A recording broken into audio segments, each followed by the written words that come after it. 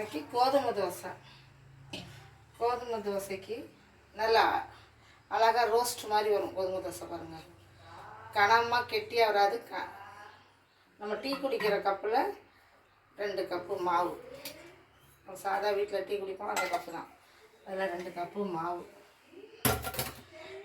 இதில் ஃபஸ்ட்டு இது உப்பை போட்டு நல்லா முதல் கலக்கிக்கணும். தேவையான அளவு உப்பு போட்டு நல்லா கலக்கிட்டு இதில் நம்ம இனி என்ன செய்கிறோம்னு பாருங்கள். இதுதான் மெயின். இந்த அரைக்கிறது தான் மெயின். இதில் கையிலலாம் அரைஞ்சா திப்பு திப்பாக இருக்கும், கனமாக இருக்கும்.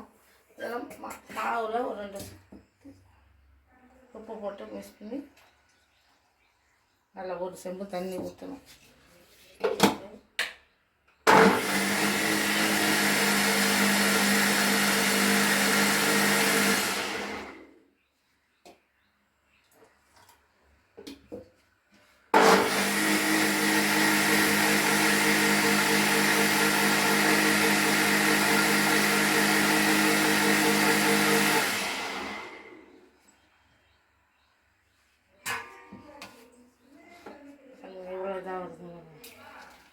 நைஸாக கஷ்டப்படாத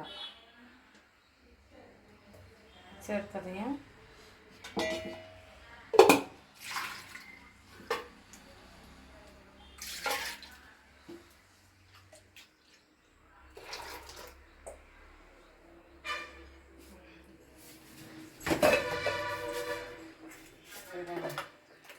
ஒரு நைஸாக இருந்துச்சு.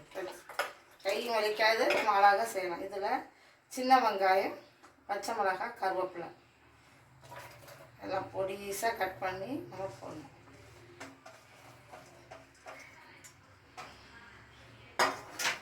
ஏற்கனவே நம்ம உப்பு போட்டுட்டோம், அதனால் இதை கட் பண்ணி மட்டும் போட்டு நல்லா கலக்கணும்.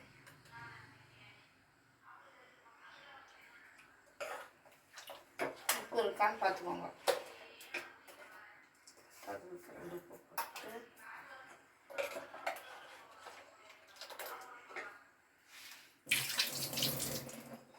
பக்கத்தில் ஒன்று காட்டணும்.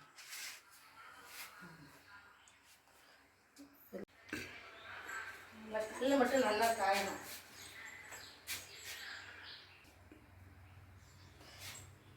வெங்காயம், பச்சை மிளகாய், கருவேப்பிலை போட்டோமா. வீட்டில் கொத்தமல்லி தழை இருந்தால் 2 போடுங்க, அதுவும் நல்ல ருசியாக இருக்கும். இருந்ததை மறந்துட்டு இப்போ தான் எடுத்தேன். கொத்தமல்லி தழை போட்டாலும் ருசியாக இருக்கும்.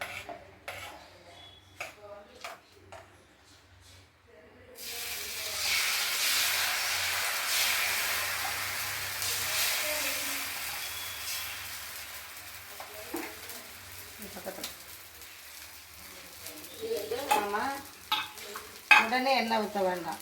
கொஞ்சம் அது ஈரம்லாம் போகட்டும். போன பிறகு தான் எண்ணெய் ஊற்றினா நல்லா மொறுன்னு இருக்கும்.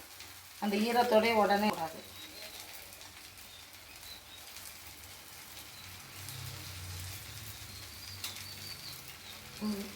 சமையலுக்கு வீட்டில்